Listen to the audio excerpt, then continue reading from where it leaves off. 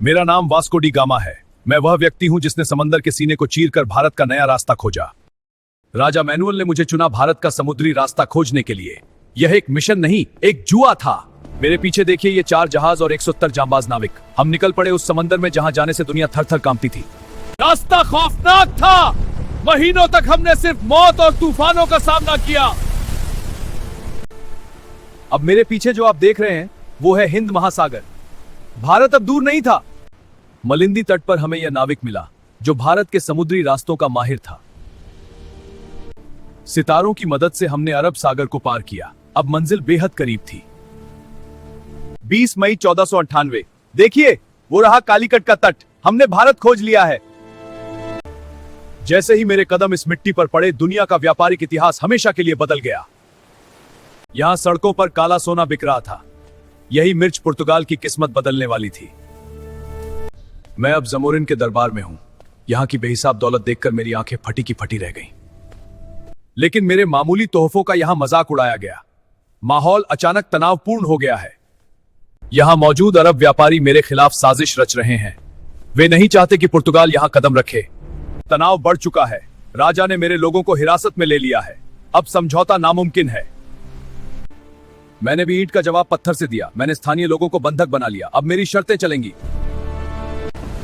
अगस्त 1498 में भारी माल लेकर वापस मुड़ रहा हूं, लेकिन यह सफर अब एक इम्तिहान है। स्कर्वी की बीमारी ने कहर बरपाया है। मेरे आधे से ज्यादा नाविक अब इस दुनिया में नहीं रहे। 2 साल का लंबा सफर, लेकिन आखिरकार हमें पुर्तगाल का तट दिखाई दे रहा है। हम जीत गए।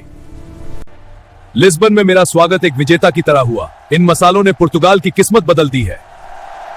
राजा ने मुझे एडमिरल बना दिया है, लेकिन मेरा अगला मिशन व्यापार नहीं बदला लेना है। 1502 में दोबारा भारत की ओर बढ़ा। इस बार मेरे पीछे व्यापार नहीं बल्कि 20 युद्धपोतों की ताकत थी। रास्ते में मैंने मक्का से लौट रहे एक जहाज को रोका और उसे जिंदा जला दिया। समंदर पर अब मेरा खौफ था।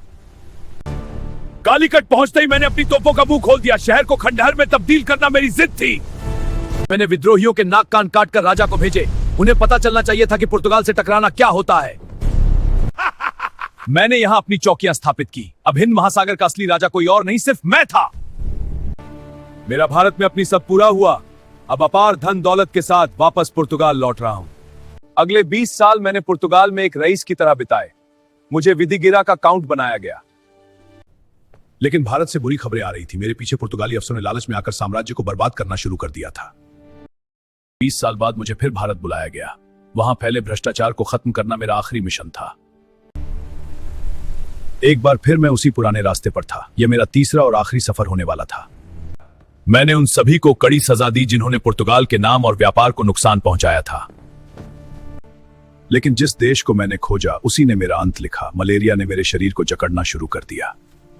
24 दिसंबर 1524 कोचीन में मेरी सांसें थमने लगी। मैंने समंदर जीता पर मौत से हार गया। मेरी मौत भले ही भारत में हुई, मैं इतिहास हमेशा के लिए अमर हो गए। आज भी ये समंदर उसी रास्ते पर चल रहे हैं जिसे मैंने पहली बार दुनिया के लिए खोजा था। मेरी इस खोज ने वैश्विक व्यापार का नया दरवाजा खोला और पूर्व पश्चिम के बीच की दूरियां खत्म कर दी। लेकिन यह रास्ता सिर्फ मसालों का नहीं था। इसी रास्ते से यूरोपीय साम्राज्यवाद ने भारत में कदम रखा। पुर्तगाल के लिए मैं एक महान नायक बना जिसने एक छोटे से देश को दुनिया का स्वामी बना दिया। मैंने संस्कृतियों को जोड़ा भी और तोड़ा भी। मेरा नाम इतिहास में हमेशा के लिए दर्ज हो चुका है। इतिहास मुझे सिर्फ एक खोजकर्ता नहीं मानता। मेरे पदचिह्नों में हिंसा और लहू की गंध भी शामिल है। मेरे नक्शों ने वह द्वार खोला जिससे विदेशी ताकतें आईं और भारत की सदियों पुरानी आजादी छीन ली। मैंने भूगोल बदला, व्यापार की दिशा बदली और महाद्वीपों को जोड़ा। मैंने दुनिया का चेहरा हमेशा के लिए बदल दिया। अगर आपको मेरी यह दास्तां पसंद आई तो इस वीडियो को लाइक करें और कमेंट में बताएं, क्या मैं एक खोजकर्ता था या एक हमलावर।